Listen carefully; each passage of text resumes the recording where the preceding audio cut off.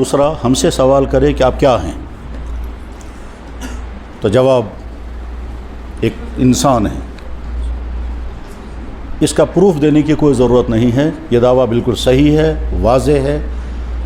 نہ ہمیں اپنے بارے میں شک ہے کہ ہم انسان ہیں یا نہیں، اور جب ہم کسی اور کو کہیں گے تو اس میں بھی کوئی غلط بات نہیں کہ ہمیں پروف دینا پڑے گا، ایویڈنس دینا پڑے گا، گواہیاں پیش کریں گے۔ یہ تو طے ہے کہ ہم انسان ہیں۔ اگلا سوال آئے گا کہ دنیا میں انسان بے شمار ہیں، ان انسانوں میں سے آپ کون سی والی قسم کے ہیں؟ تو جواب آئے گا کہ ہم ایمان والے ہیں، ہم مومن ہیں۔ پھر اگر سوال کیا جائے گا کہ مومن کسے کہتے ہیں، تو جواب آئے گا کہ مومن اس شخص کو کہتے ہیں جو یہ یقین رکھتا ہو کہ اس کائنات کا خالق و مالک ایک اللہ ہے، جس اللہ کو ہم نے دیکھا نہیں ہے۔ اس اللہ نے اپنا تعارف خود بھی کرایا، اور اس اللہ نے اپنے تعارف کرانے کے لیے ایک بہت بڑی ٹیم بھی بھیجی۔ اس ٹیم کو کہتے ہیں انبیاء کرام۔ ہم اسی اللہ کو مانتے ہیں جس اللہ کو ہم نے دیکھا نہیں، نہ دیکھنا ممکن ہے، نہ اس دنیا میں وہ اللہ اپنے آپ دکھائے گا۔ اس اللہ کو ہم اس لیے مانتے ہیں کہ اس اللہ نے اپنا پورا تعارف کرایا تو ہمیں یقین ہو گیا کہ وہ ہے، اور اپنا تعارف کرانے کے لیے اس نے ایک بہت بڑی ٹیم بھیجی جو اس دنیا کی سب سے سچے انسانوں کی ٹیم تھی، یعنی انبیاء کرام۔ انہوں نے بھی اپنا اللہ کا تعارف کرایا۔ اس اللہ کو ہم مانتے ہیں۔ ہم کبھی کسی انسان کو سمجھانے کے لیے مثال دیتے ہیں کہ اگر ہم یہ جاننا چاہیں کہ پاور ہے یا نہیں، جہاں ہم اس وقت گفتگو کر رہے ہیں یہ بجلی کا ڈپارٹمنٹ ہے، تو حسن اتفاق مجھے یہی مثال ذہن میں آئی۔ اگر ہم یہ جاننا چاہتے ہیں کہ پاور ہے یا نہیں، تو ہم بلب دیکھیں گے، فین دیکھیں گے، اے سی دیکھیں گے، یہ ساری چیزیں کام کر رہے ہیں تو اس کا مطلب پاور ہے۔ اب اگر ہم یہ کہیں نہیں پاور کو ہم دیکھنا چاہتے ہیں، تو جواب ہے کہ وہ نظر آنے والی چیز نہیں ہے۔ پاور ہے، وہ تار کے اندر ہے، ٹھیک ہے۔ یہ پاور بنا کہاں ہے؟ کہ کہیں نہ کہیں تو بنا ہے، اگرچہ وہ پاور جہاں یہ جنریٹ ہو رہا ہے وہ ہماری نظروں میں نہیں ہے، مگر یہ ساری چیزیں بتا رہی ہے کہیں پاور بن رہا ہے اور اس کے ساتھ ہمارا کنیکشن ہے۔ یہاں کہ یہ لمپ بتا رہا ہے کہ میں جل رہا ہوں، اس کا مطلب کہیں پاور بن رہا ہے۔ اب اگر زندگی بھر ہم اس پاور اسٹیشن کو نہیں دیکھیں گے، تب بھی ہم یہ شک نہیں کر سکتے پتہ نہیں پاور اسٹیشن ہے کہیں یا نہیں۔ بلب بتا رہا ہے کہ کہیں پاور بن رہا ہے، فین کہہ رہا ہے کہ کہیں پاور بن رہا ہے، میرا اس کے ساتھ کنیکشن ہے۔ کائنات بتا رہی ہے کہ اس کے پیچھے کوئی خالق ہے، کائنات بتا رہی ہے کہ میں چل رہی ہوں، اس کے پیچھے کوئی چلانے والا ہے۔ اسی اللہ کو ہم مانتے ہیں جس کو ہم نے دیکھا نہیں، اسی اللہ کو ہم مانتے ہیں جس اللہ نے اپنا پورا تعارف کرایا، اسی اللہ کو ہم مانتے ہیں جس اللہ نے اپنے آپ کو سمجھانے کے لیے نبیوں کو بھیجا۔ نبیوں کا کام یہی تھا، سب سے پہلے کائنات کے خالق اور مالک کو سمجھانا، بتانا، اس کا تعارف کرانا، اور نبیوں کا دوسرا کام تھا اگلی والی زندگی کی ڈیٹیل بتانا، آخرت۔ اس اللہ کو ہم مانتے ہیں، لہذا ہم مومن ہیں۔ اور اس اللہ نے جن نبیوں کو بھیجا ہے، ان نبیوں کو بھی جن کا تذکرہ ہم تک پہنچا، ہم نے ان کو مانا، لہذا مومن ہیں۔ تو پہلا سوال تھا ہم کیا ہیں، جواب ہم انسان۔ دوسرا سوال یہ تھا کہ اب کیا ہیں، تو جواب کہ ہم مومن ہیں۔ مومن ہونے کا ثبوت کیا ہے؟ کہ ہمارا اعلان ہے کہ ہم کہتے ہیں اس کائنات کا خالق و مالک ایک اللہ ہے، اور اس اللہ نے نبیوں کو بھیجا، سارے نبیوں کو ہم مانتے ہیں۔ کہ ٹھیک ہے، کوئی ثبوت ہے اس بات کا کہ ہم مومن ہیں؟ جواب ہے کہ ہمارا مسجد میں ہونا بذات خود ایک ثبوت ہے کہ ہم مومن ہیں۔ اگر ہم ایمان والے نہ ہوتے تو مسجد میں نہ آتے۔ وہ ہمارا بھائی جو ابھی نہیں آیا، تھوڑی دیر میں وہ بھی آئے گا، تو اس کا مسجد میں آنا بذات خود ایک ثبوت ہے کہ ہم مومن ہیں۔ مومن نہ ہوتے تو پھر کیوں آتے؟ سرے سے ہی نہیں آتے، بلکہ ہمارے ذہنوں میں بھی نہیں ہوتا۔ تو الحمدللہ ہم مومن ہیں۔ مومن کی صفات جو قرآن کریم نے بیان فرمائی ہیں، مومن کے مزاج کو جو قرآن کریم نے بیان فرمایا ہے، اس میں سے ایک چیز یہ ہے کہ ایمان والوں کا ایک اہم ترین کام ہے سوچنا، غور و فکر کرنا، چیزوں سے نتائج نکالنا۔ اللہ تعالیٰ فرماتے ہیں ان فی خلق السماوات والارض واختلاف اللیل والنہار لآیات لأولی الالباب۔ یہ ساری کائنات کائنات کی ساری مخلوقات، چھوٹی سے چھوٹی چیز، بڑی سے بڑی چیز، یہ تمام کے تمام اللہ کی قدرت اور اللہ کی تخلیق کی نشانیاں ہیں، اور ان پر غور کرتے ہیں اولو الالباب۔ اولو الالباب کے معنی جو اپنی عقل کو استعمال کرتے ہیں۔ عقل سارے انسان استعمال کرتے ہیں، دنیا میں جو بھی انسان ہے اس کے پاس عقل ہے، اور اس عقل کو وہ استعمال کرتا ہے، چاہے وہ اللہ کو مانتا ہو تب، نہ مانتا ہو تب، اپنی عقل کا سارے لوگ استعمال کرتے ہیں۔ اس عقل کے استعمال کے نتیجے میں جو ساری ترقیات ہیں، تو عقل کا استعمال سارے لوگ کرتے ہیں، لیکن اس عقل کے استعمال میں ایک جگہ پر غلطی ہوتی ہے، وہ یہ کہ عقل کا استعمال کرتے ہوئے اس آخری حقیقت تک نہیں پہنچتے ہیں۔ جو آخری حقیقت ہے وہ یہ کہ یہ ساری کائنات کام کر رہی ہے، اس کے پیچھے طاقت کون سی ہے؟ تو اللہ تعالیٰ فرماتے ہیں اولو الالباب کا یہ کام یہ ہے، یتفکرون فی خلق السماوات والارض، کائنات کی چیزوں پر غور کرتے ہیں۔ یتفکرون فی خلق السماوات والارض، اخیر میں بے اختیار ہو کر کہتے ہیں یا اللہ، یہ آپ نے جو کچھ پیدا کیا اس میں کوئی چیز بیکار نہیں، کوئی چیز بے فائدہ نہیں، سبحانک، آپ پاک ہیں۔ یعنی کائنات کو سوچتے سوچتے کائنات کے خالق تک پہنچنا، یہ ایمان والوں کی ایک اہم ترین صفت ہے، خصوصیت ہے۔ اب ہم اس صفت اور اس خصوصیت کو اگر ہم استعمال کرنے کی کوشش کریں گے تو اس کے لیے دو کام کرنے ہوتے ہیں، ایک بہت زیادہ پڑھنا ہے اور بہت زیادہ سوچنا ہے۔ پڑھنے کا مطلب کیا ہے؟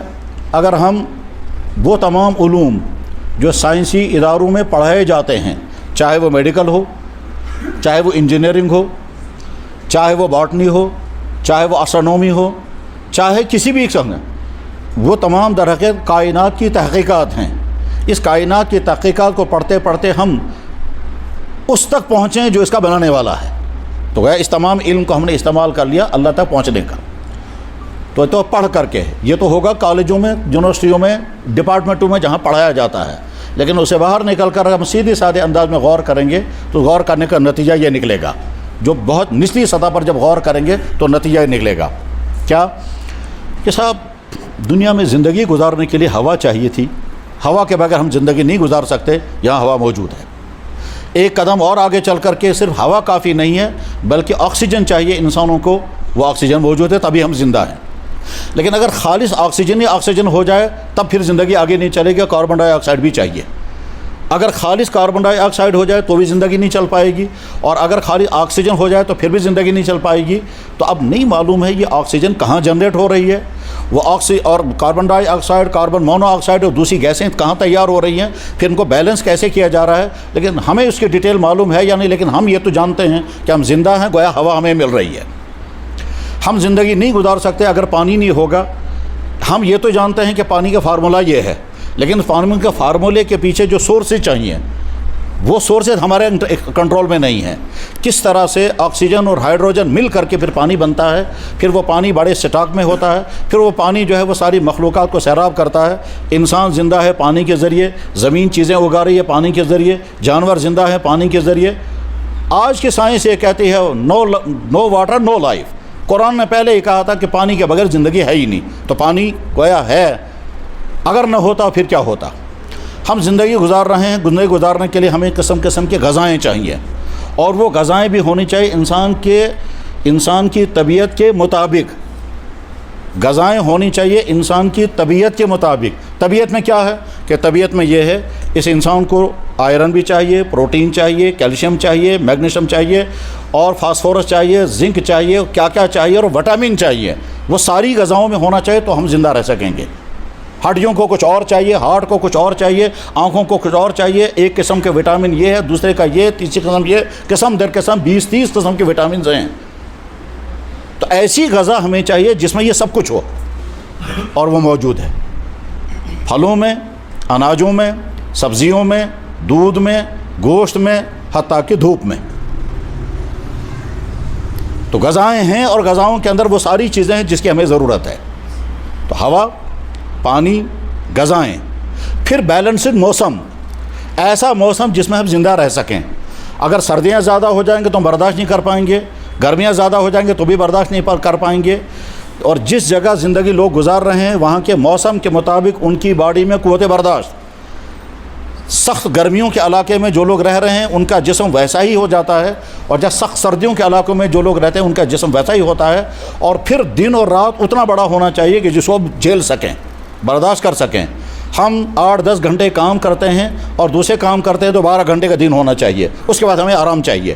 آرام کے لیے باہر سے رات آنی چاہیے, اندر سے نیند آنی چاہیے. رات بھی ہو اور نیند بھی ہو, تاکہ ہم اگلے دن پھر فریش ہو کر کے اٹھیں. ہم دیکھ رہے ہیں یہ سب کچھ ہے.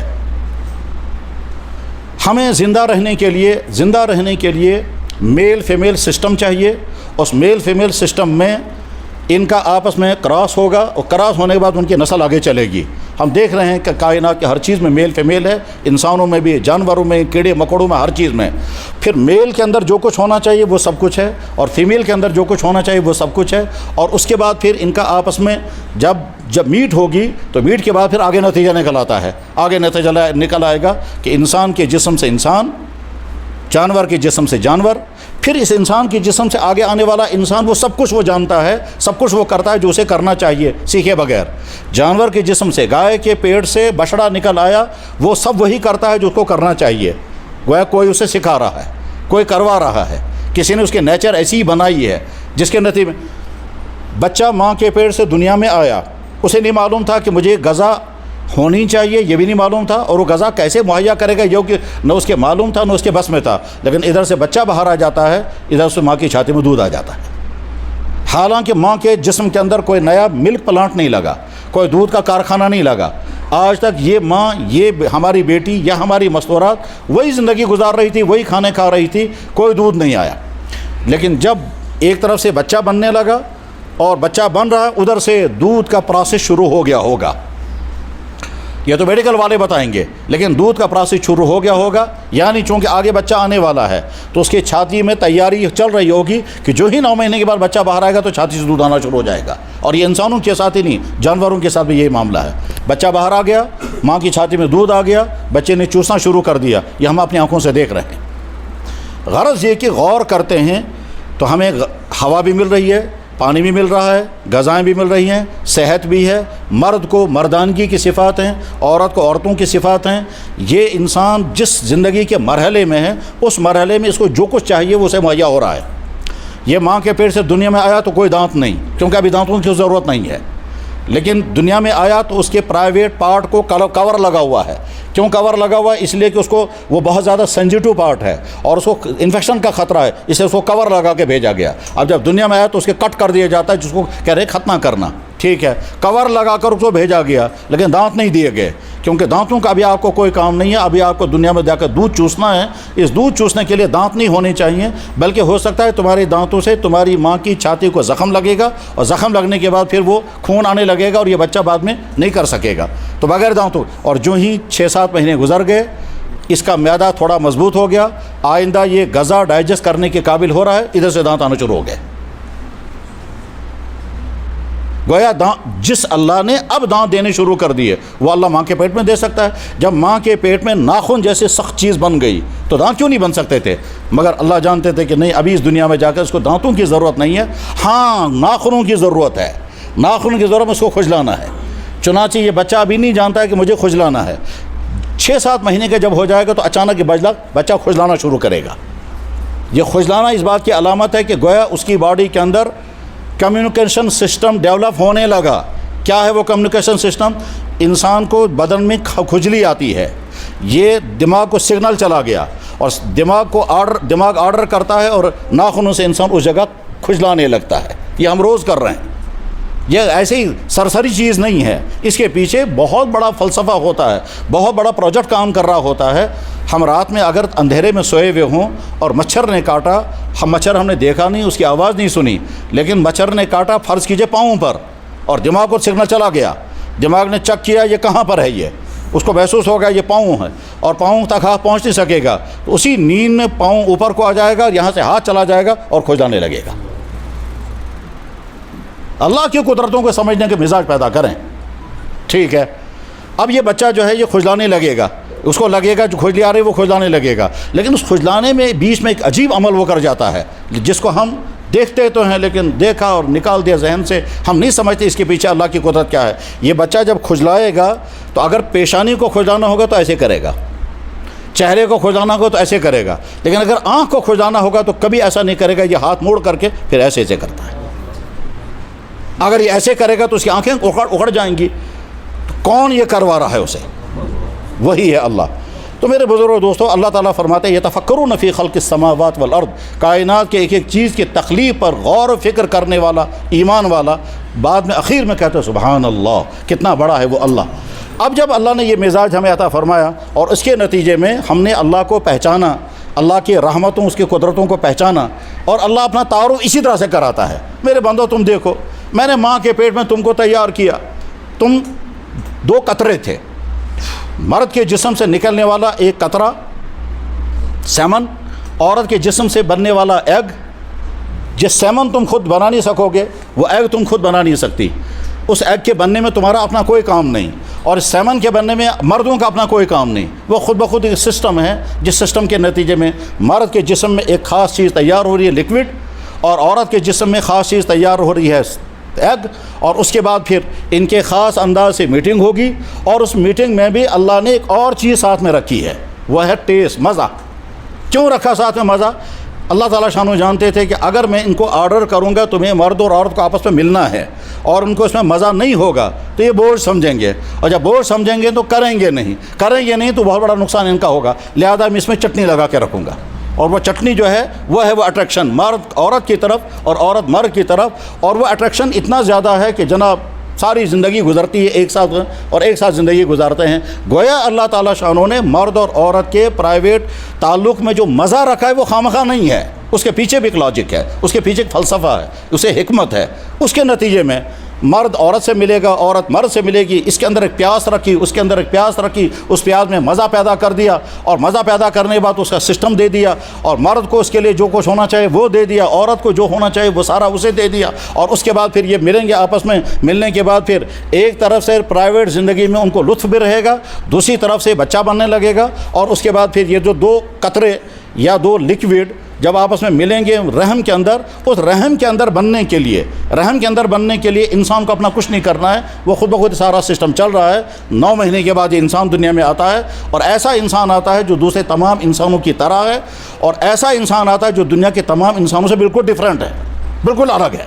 کوئی انسان کسی کے ساتھ، کسی کا ڈی این اے کسی سے نہیں ملے گا، کسی کی ناک کی شیپ دوسرے کے آدمی سے نہیں ملے گی، کسی کا ہاتھ فنگرز دوسرے انسانوں کے ساتھ نہیں ملیں گے، ہر انسان کا ہر پارٹ بس اسی کا ہے۔ میری آنکھ میری ہے، ایسی آنکھ دنیا میں اور کسی کی نہیں ہے۔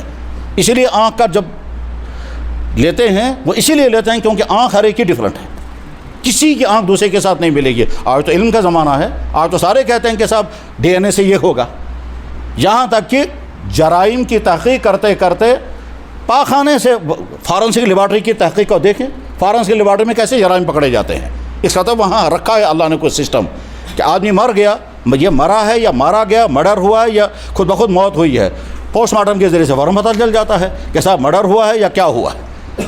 تو گویا سمٹمز اللہ نے رکھے ہیں، یہ اللہ نے رکھے ہیں، یہ اسی وجہ سے ہیں کہ ہر انسان کی باڈی کا سسٹم بالکل الگ ہے سارے انسان سے۔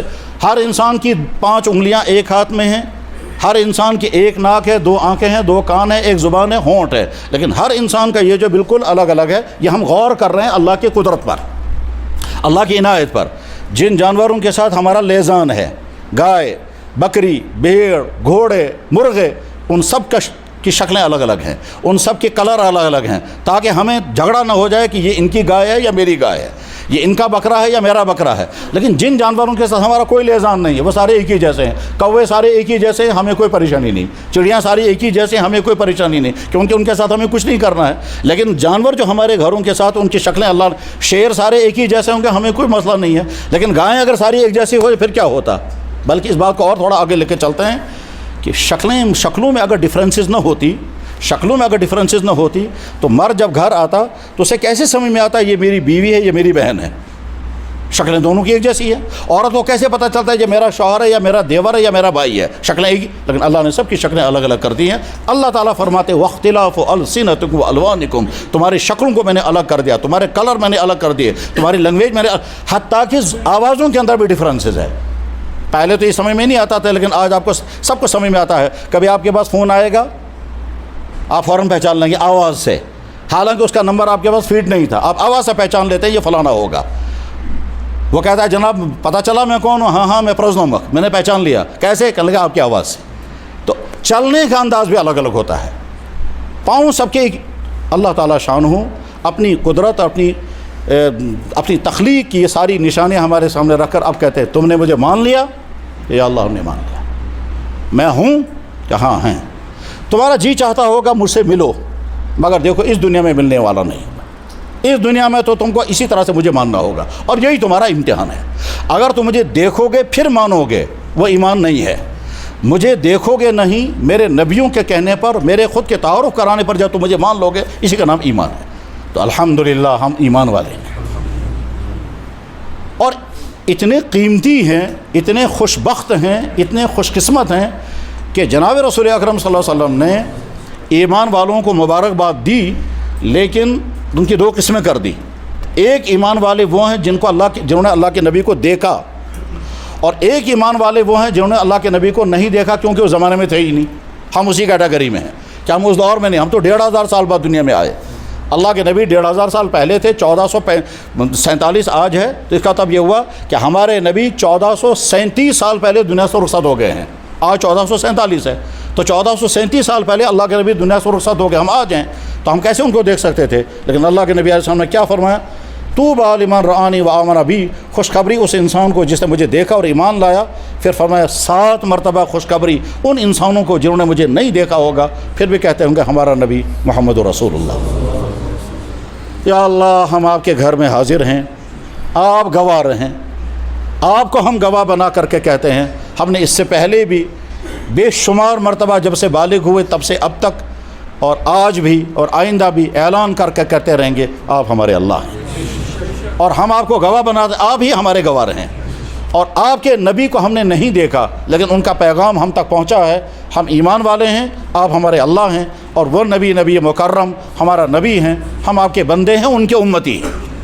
اشہد ان لا الہ الا اللہ و اشہد ان محمدا عبدہ و رسولہ۔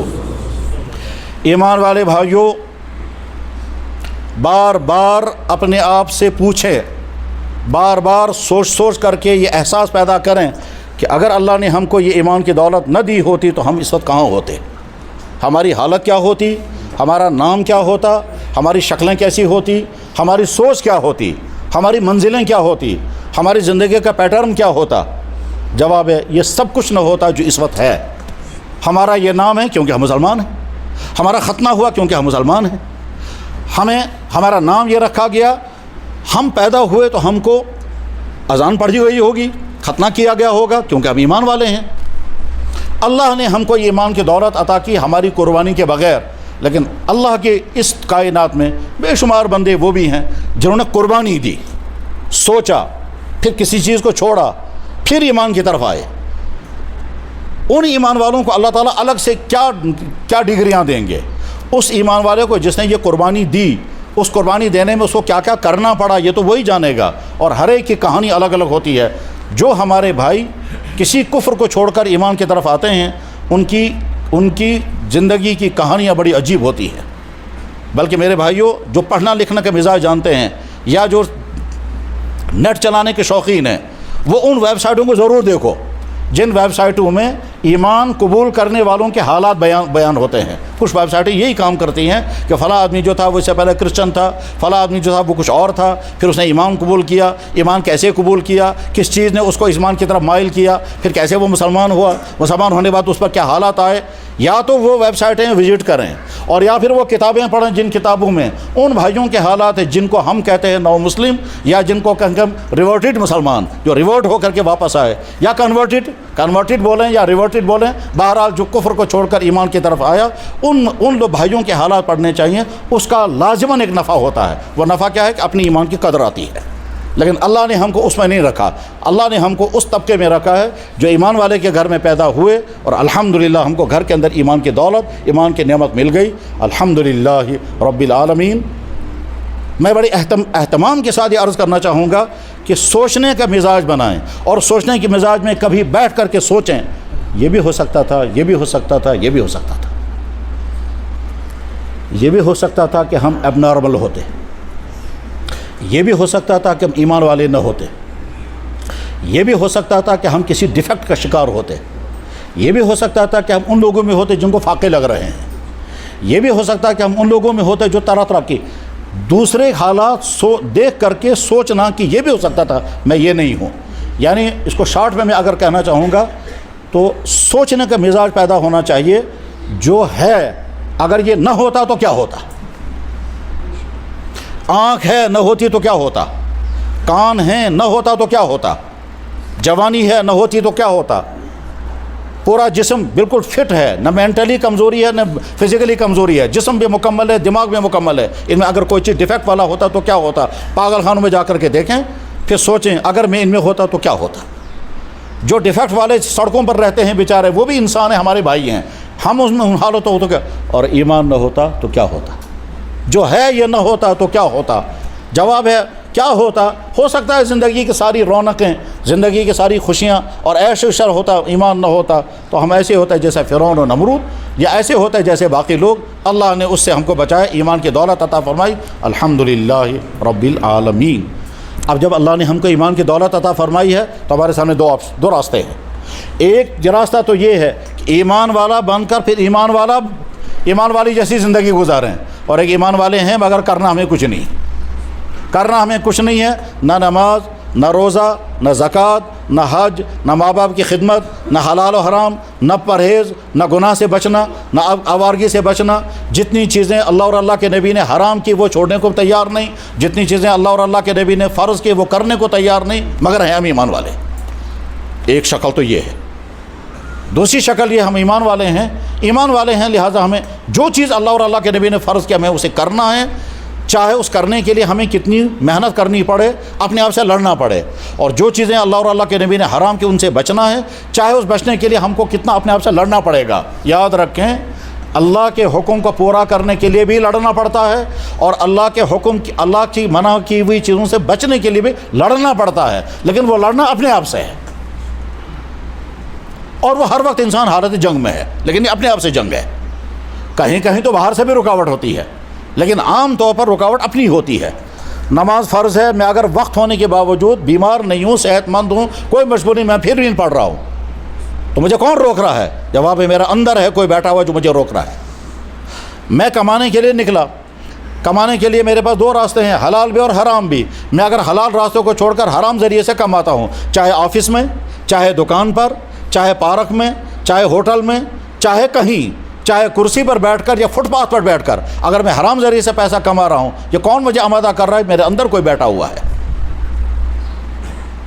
انسان ہر وقت حالت جنگ میں ہے، وہ جنگ اپنے آپ سے ہے۔ قرآن کریم میں اللہ تعالیٰ شانوں نے بہت ساری قسمیں ایک ہی جگہ پر کھائیں، اور قسمیں کھا کر کے پھر اللہ تعالیٰ فرماتے ہیں تمہارے اندر دو طاقتیں ہیں، ایک طاقت تم کو کروانے والی ہے اور ایک طاقت کروانے والی ہے، اور ایک طاقت تم کو روکنے والی ہے۔ فَأَلْهَمَهَا فُجُورَهَا وَتَقْوَاهَا، تم نیکی کی طرف چلو گے تو خود ہی وہ جذبہ بھی تمہارے اندر میں نے رکھا ہے، اور برائی کی طرف چلو گے اس کے لیے بھی نفس بھی رکھا ہے، ارادے بھی رکھے ہیں، پلاننگ بھی رکھی ہے، کرنا تمہیں خود ہے۔ فَأَلْهَمَهَا وَالشَّمْسِ وَضُحَاهَا، 10-11 چیزوں کی قسم کھا کر اللہ تعالیٰ شانو فرماتے یہ اللہ جل شانہ نے جب ہم کو ایمان کی دولت عطا فرمائی تو اب ایمان والوں کی ذمہ داری کیا ہے کہ ایک تو ذات کی ذمہ داری ہے، ایک اہل و عیال کی ذمہ داری ہے، اور ایک خود اسلام کی ذمہ داری ہے۔ ذات کی ذمہ داری یہ ہے کہ ہم ایمان والے ہیں لیکن مومنانہ زندگی اختیار کریں۔ دوسری ذمہ داری ہم مومن ہیں، ایمان والی زندگی ہے، لیکن اپنے اہل و عیال کی فکر کریں۔ اور تیسری ذمہ داری یہ ہے کہ اسلام دنیا میں اللہ تعالیٰ شاہ نے دین عطا کیا انسانوں کے لیے، اور اس پر قربانیاں دینا، اس کو پھیلانا، اس کی دوسری قوموں تک پہنچانا، خود اس پر جمنا، یہ تیسری ذمہ داری ہے۔ ذات کی ذمہ داری الگ، اہل و عیال کی ذمہ داری الگ، اور عام انسانوں کی ذمہ داری الگ۔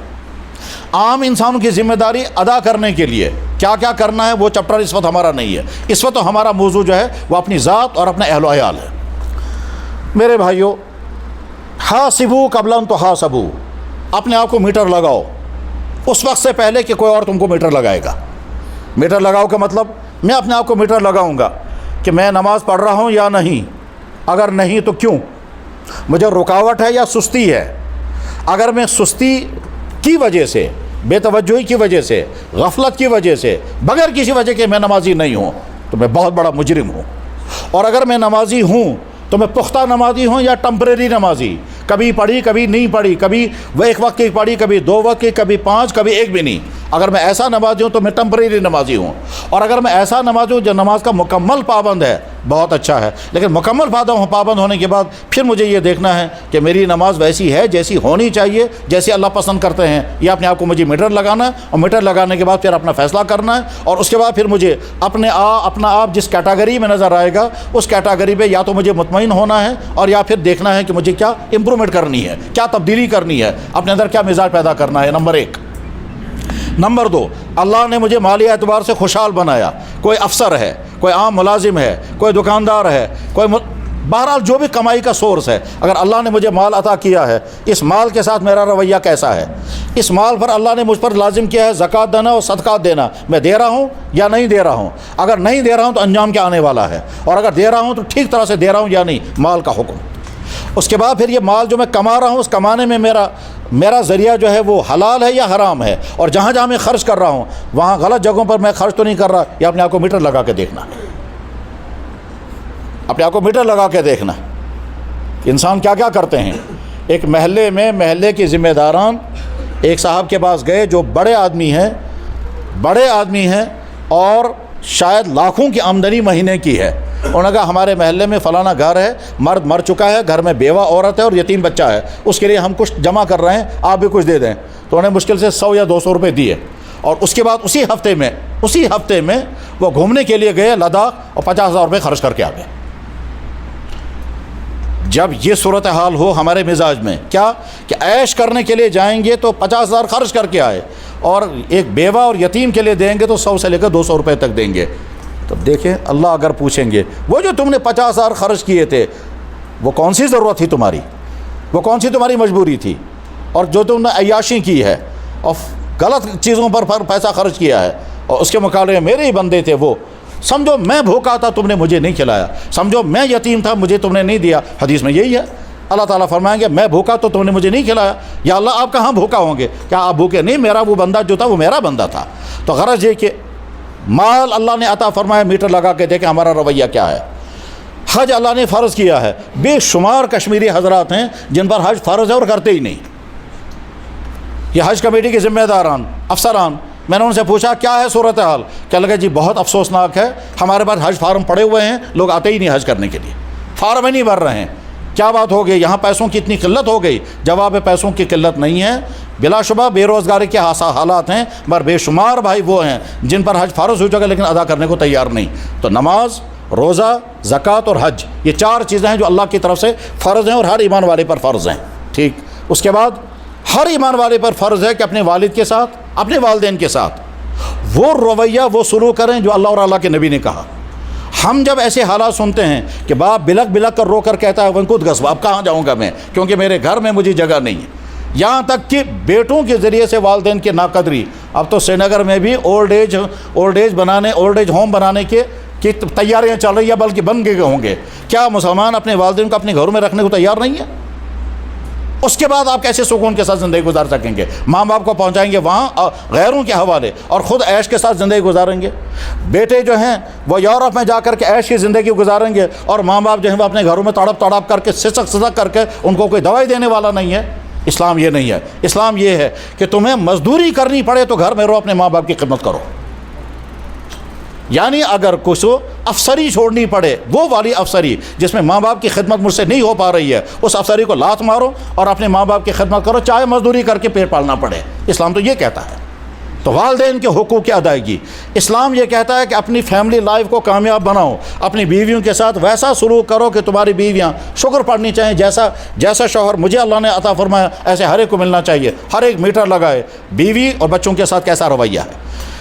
اللہ نے اولاد عطا فرمائی ہے، اولاد بہت بڑی نعمت ہے، بہت بڑا اللہ کا احسان ہے، اور ان کو دیکھیں جن کے پاس جو اولادیں نہیں ہیں وہ کہیں ہسپتالوں میں بچے اٹھا کر کے لاتے ہیں اور کہیں IVF کرتے ہیں، بلکہ بعضے جو ہیں وہ کسی اور کا بچہ لے کر اپنا بچہ بناتے ہیں۔ اگر اللہ نے اولاد عطا فرمائی ہے تو اولاد کی تربیت، ان کی تعلیم اور ان کے ایمان کے متعلق والدین کیا کر رہے ہیں؟ نہایت افسوسناک صورتحال یہ ہے کہ یہاں کے بے شمار والدین کا رویہ اپنے اولادوں کے سلسلے میں بہت خطرناک ہے۔ خطرناک مطلب کیا ہے؟ والدین یہ تو فکر کریں گے بچے کے پاس تعلیم ہو، اچھے سکول، لیکن یہ فکر نہیں کرتے ہیں کہ ہمارا بچہ آگے ایمان والا رہے گا بھی یا نہیں۔ بے شمار بچوں کا حال یہ ہے کہ ان کو یعنی وہ کفر میں چلے گئے، اگرچہ ظاہر نہیں ہے، وہ بدکاریوں میں پھنس گئے اگرچہ پتہ نہیں چلتا ہے، وہ ڈرگس میں پھنس گئے اگرچہ اس میں والدین پہلے مجرم ہیں۔ اور اسی کے ساتھ ہم چونکہ مسلمان ہیں، اللہ نے ایمان کی دولت عطا فرمائی ہے، ہم سب پر لازم ہے کہ جو کمائی کا ہمارا سورس ہے وہ حلال ہے یا حرام۔ یہ ڈپارٹمنٹوں کے اندر کام کرنے والے افراد کے لیے بھی ہے، چاہے افسر ہوں، بڑے چھوٹے، نیچے چپراسی سے لے کر اوپر تک، چاہے مدرسے میں پڑھانے والا ہو، چاہے مسجد کا امام ہو، چاہے دفتر کا افسر ہو، چاہے دفتر کا ملازم ہو، چاہے سڑک پر فٹ پاتھ پر سبزی بیچنے والا ہو، اور چاہے مال میں دکان پر چلانے والا ہو، ہر ایک کے لیے لازم ہے وہ یہ دیکھے کہ میری آمدنی حلال ہے یا حرام۔ اور حلال حرام کا پیمانہ اپنے ہاتھ میں نہیں ہے، اللہ نے اپنے ہاتھ میں رکھا ہے۔ اللہ نے فرمایا یہ چیز حلال ہے تو کرو، اللہ نے فرمایا یہ چیز حرام ہے تو۔